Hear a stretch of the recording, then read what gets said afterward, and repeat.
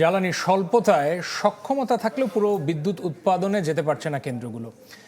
এখন বিদ্যুতের চাহিদা রয়েছে 17,000 মেগাওয়াটের মতো। এত সংকটেও গতকাল উৎপাদন ছিল 14,000 মেগাওয়াট, অর্থাৎ ঘাটতি আছে 3,000 মেগাওয়াট। সচিবালয় সংবাদ সম্মেলনে এই কথা জানান বিদ্যুৎ বিভাগের যুগ্ম সচিব উম্মে রেহানা। ঢালাইয়ে দৃঢ়তা, নির্মাণে নিশ্চয়তা, প্রিমিয়ার সিমেন্ট, ঢালাইয়ের রাজা। গ্রীষ্মে যখন সূর্যের তাপ তেতে ওঠে তখন বাড়ে বৈদ্যুতিক পাখা ও শীতাতপ যন্ত্রের ব্যবহার, সাথে যোগ হয় সেচ মৌসুমের চাপ। সব মিলে বাড়ে বিদ্যুতের চাহিদা। মন্ত্রণালয়ের হিসেবে দেশে বিদ্যুতের দৈনিক গড় চাহিদা 15 থেকে 16,000 মেগাওয়াট।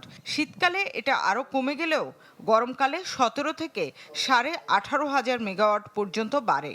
যদিও দেশের উৎপাদন সক্ষমতা আছে 32,322 মেগাওয়াট। সচিবালয় সংবাদ সম্মেলনে যুগ্ম সচিব জানান, এবার চাহিদা রয়েছে প্রায় 17,000। যদিও জ্বালানি স্বল্পতায় উৎপাদন করা যাচ্ছে মোটে 14,000 মেগাওয়াট।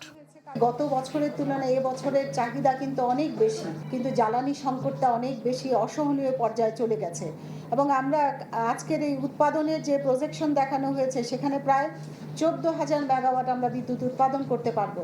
তারপরে কিন্তু দেখা যাচ্ছে প্রায় 3,000 মেগাওয়াট বিদ্যুতের ঘাটতি। যুগ্ম সচিব বলেন, এর মাঝেই শিল্প খাতে নিরবিচ্ছিন্ন বিদ্যুৎ ও সেচ কাজে ব্যাঘাত না ঘটাতে নির্দেশনা দেয়া হয়েছে। স্বীকার করেন, শহরে বাড়তি নজর দিতে গিয়ে গ্রামাঞ্চলে বাড়ছে লোডশেডিং। বড় মৌসুমের ফসলটা যাতে উৎপাদিত হয়, কেপিআই এলাকা যেগুলো যাতে ঠিক থাকে, যাতে আমার কলকারখানাগুলো সচল থাকে, এটার যাতে ব্যাঘাত না ঘটে, এটা আমরা প্রতিনিয়তই বসছি। যান্ত্রিক ত্রুটিতে বন্ধ হয়ে গেছে বড়পুকুরিয়া তাপবিদ্যুৎ কেন্দ্রের উৎপাদন, যা প্রভাব ফেলবে চলমান সংকটে। শামিমা সুলতানা, চ্যানেল 24, ঢাকা।